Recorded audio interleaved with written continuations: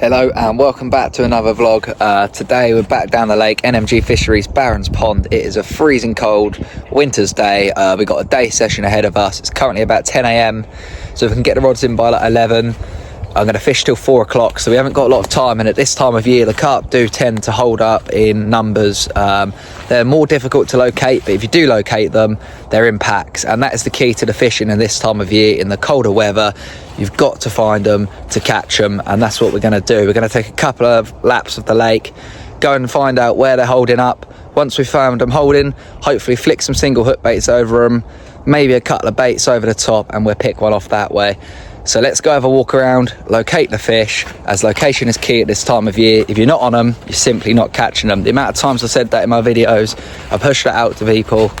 It's all well and good sitting in a swim, chucking loads of bait in, but you're not going to catch them if they're not there. So if you can find up where they're holding up, normally the deeper spots at this time of year, that's how you're going to catch them.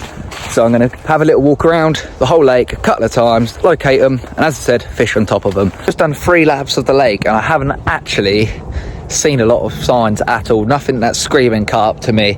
Currently stood in the point swim that commands open water, an island, bat bank, and 2 bays, which gives you a lot of opportunity. If you do see them showing, 9 times out of 10 you can access them from this swim. So it gives you a lot of water to go at and a lot of opportunity, as I said.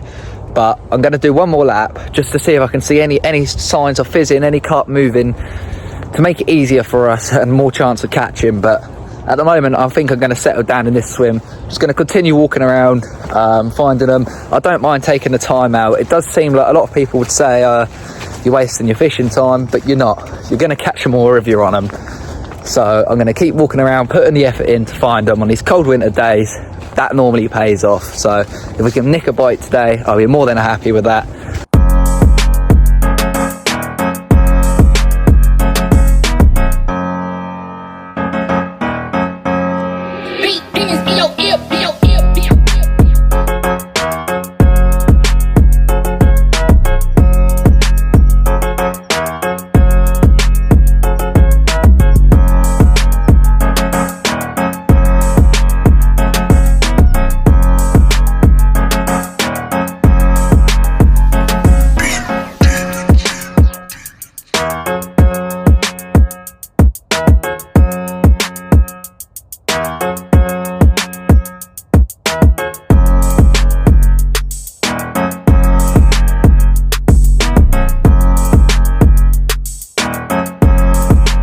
I have opted in for a swim opposite the point swim that I was talking about. It still commands an island, the opposite side of the island, and the open water. So the idea of the where the rods are going is, I've seen one subtle show, and if there's a carp there, there's normally multiple carp, and that was off the island. So I'm putting one to the island and one in the open water.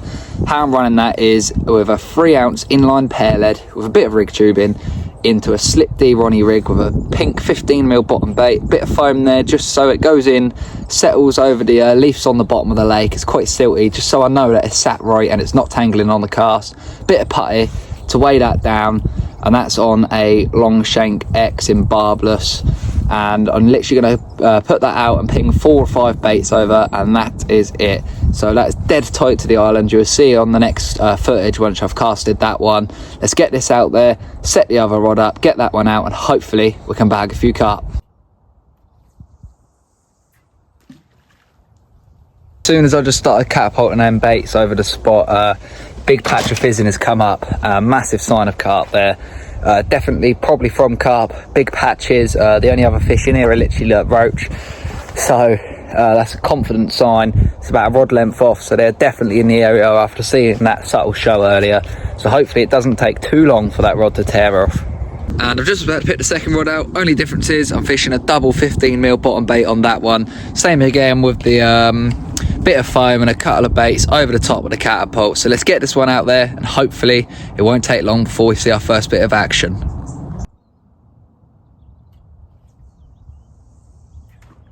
Talking about getting quick winter bites, obviously being on them, as I said, finding them is the main key to catching them. If you're not on them, you're not catching them.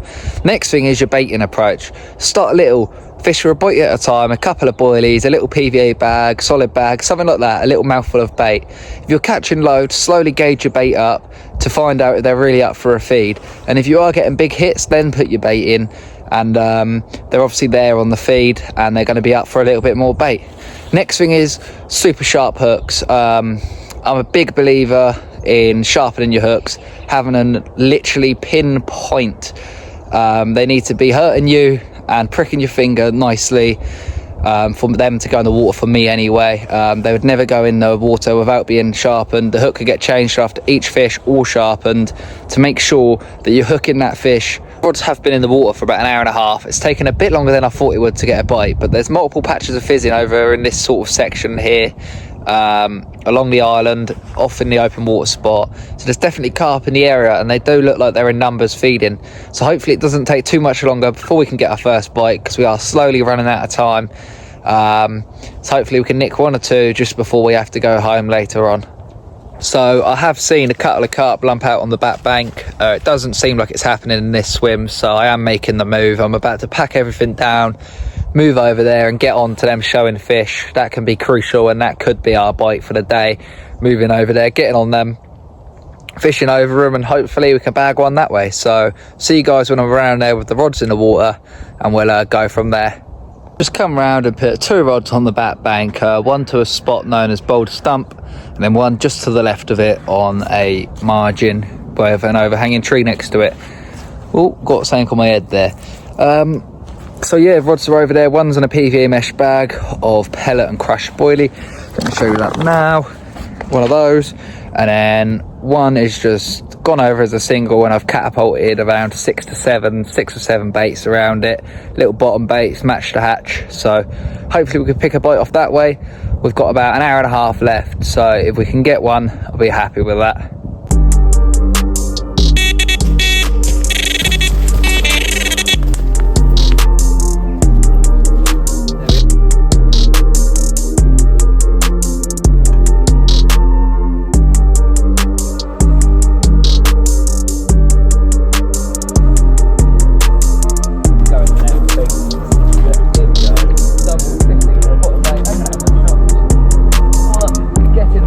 First one, quick winter bite, happy days.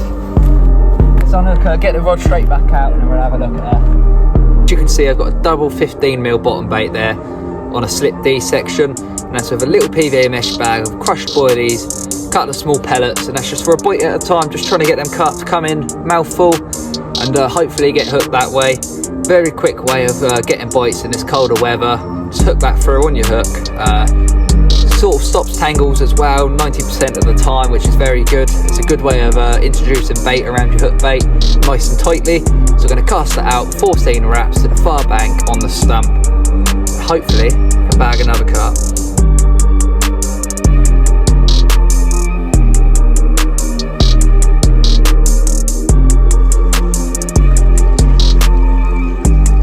There we are.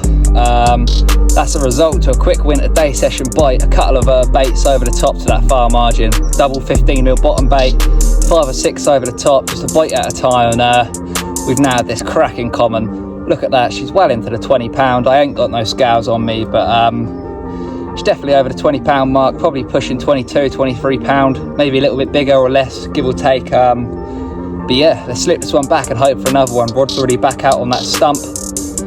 What a result this has been.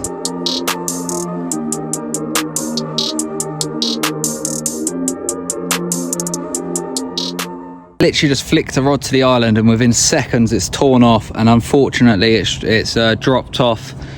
It literally come to the surface. It was only a small one, probably about 10 to 15 pound, but it just as it's like sort of giving up on that fight, ready for the netting, it's come off right in front of me. I'll have to sharpen that hook or change it and get it straight back out there. Second one out of the 3 runs for the day, straight to the island after we lost that one. Didn't even get to clip the bobbin on, it's tore off, about 10 to 15 pound this one. Look at the scales on that. Slip her back, rod's already back over there. Hopefully we can bag one more. Camera battery is going to die, so this may be the end of the video here. Got a little bit of battery left on the camera. As I said in the last clip, that is the end of the vlog here. I hope you guys all enjoyed. 3 runs, 2 landed, cold winter day, happy days. We managed to find out where they were, locate them, get the tactics bang on, bait and approach right. We've managed to bag a couple of crackers. So got to get out of here before my phone dies. I ain't got a charger with me, so see you guys in the next video on Monday.